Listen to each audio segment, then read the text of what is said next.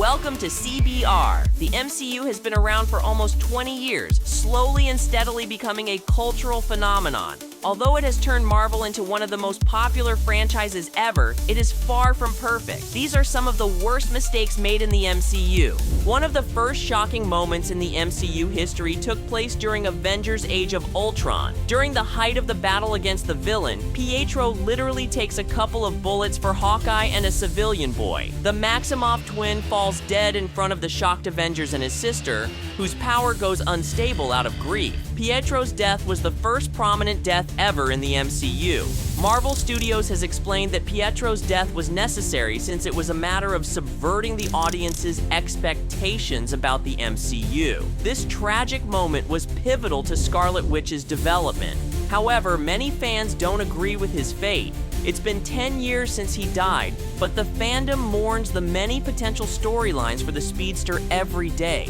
especially considering how prominent his sister eventually became. Thor. The Dark World pits Thor and Loki against Malekith, the leader of the Dark Elves. After the release of the Ether wakes him up, the villain plans to take over the Nine Realms, plunging the universe into darkness by using the Ether in an obscure ritual. This movie was the lowest-rated MCU film until 2021 when The Eternals premiered. This is in great part due to the characterization of Malekith. Malekith is one of Thor's most prominent villains. He's callous, he has a complex backstory, and he has been around since the 80s, so it makes sense that Marvel Studios wanted to use him as soon as possible after the God of Thunder's debut. Unfortunately, Thor's story in the MCU was still half-cooked by that moment, so the villain didn't get much depth. Although Christopher Eccleston is a great actor, Malekith became a wasted opportunity. Marvel Studios should have waited until later to include him in Thor's chronology. One of the most infamous moments in the MCU takes place during Iron Man 3. After being teased during 2 films, the Mandarin debuted, but it wasn't really him. It was just an actor hired by Aldrich Killian to mask his crimes. Since the Mandarin and Iron Man have a long-standing rivalry, Marvel fans were hopeful that he would be the main villain in Tony Stark's trilogy, but he ended up being just the butt of a joke. This was a huge disappointment. The true Mandarin appeared in the MCU a decade later, during Shang-Chi and the Legend of the Ten Rings as Xu Wenwu, Shang-Chi's father and a powerful and immortal warlord. Sadly, his debut came simply too late. After Iron Man, his biggest enemy in the comics was long gone. The earlier MCU wasn't particularly great with romance, but it still tried. Natasha Romanoff and Bruce Banner shared a couple of moments among the action-packed scenes. However, their love seemed doomed from the beginning due to their complicated minds. In fact, Natasha's romance with Bruce never really took off, although the spy was the only one able to calm Hulk down. Eventually, this storyline was simply forgotten, and that was great news since there was very little chemistry between the two heroes. Instead of Bruce, there were some great options for the Black Widow to find love. Some fans think she and Steve had plenty of chemistry, but they also had a beautiful friendship. Bucky would have also made sense as Natasha's partner. Black Widow and the Winter Soldier actually share a complicated romantic relationship in the comics, strengthened especially because they both share a dark past and a deep regret about it. Thor: Love and Thunder introduced one of Thor's most important villains in the last years. Gore the God Butcher was a pious man once, but his tragic life led him to start a revenge quest against all heroes, convinced that they are all selfish beings. In the comics, Gore's rage leads Thor to question his own worthiness, which ends with him losing Mjolnir. This is just one of the reasons why he's so scary. Gore is sanguinary. He kills gods 10 times his size, and he usually tortures them first both psychologically and physically. Because of this, when Marvel Studios cast Christian Bale, everyone was eager to see the talented actor portray such a cruel villain since he's known for his amazing filmography. Unfortunately, the character was absolutely wasted in the movie.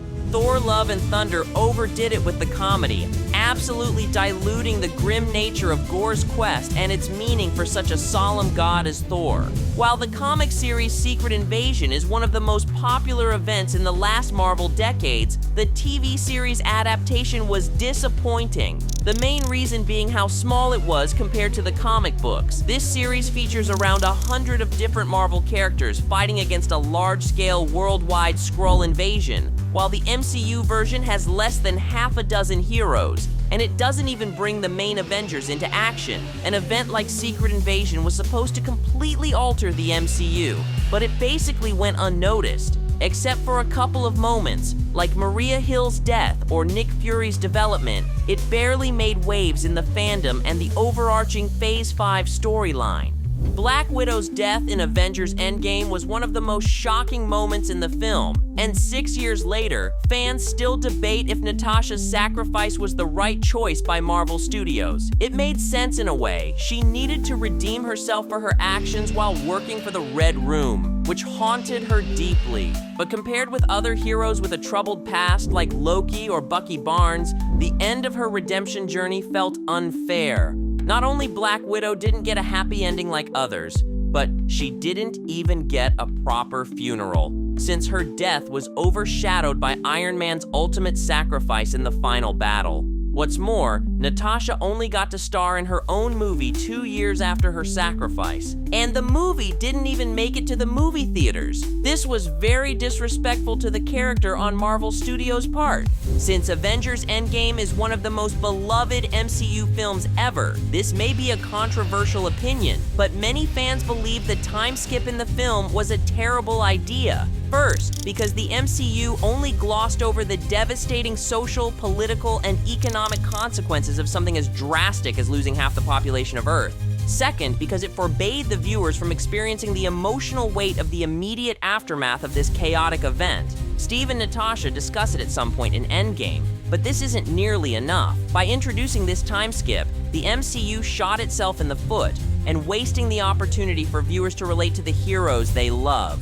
Besides, this time jump created tons of small, big, and gigantic plot holes that haven't gotten an actual explanation even 6 years later. Some MCU projects have referenced the consequences of this event, like the existence of the Flag Smashers in Falcon and the Winter Soldier, or the infamous Thanos was right graffiti in Hawkeye.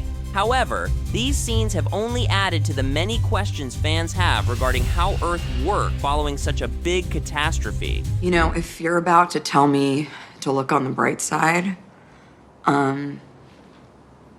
I'm about to hit you in the head with a peanut butter sandwich. Although the MCU has managed to craft amazing storylines that have lasted around a decade, it has also wasted certain plots and beloved characters. These mistakes remain as sore spots for the fandom since their existence completely altered the MCU forever. It's too late now to fix them, but fans can only hope Marvel Studios will be more careful in future phases. Has the MCU made too many mistakes at this point? Let us know what you think in the comments. Until next time, thanks for watching CBR.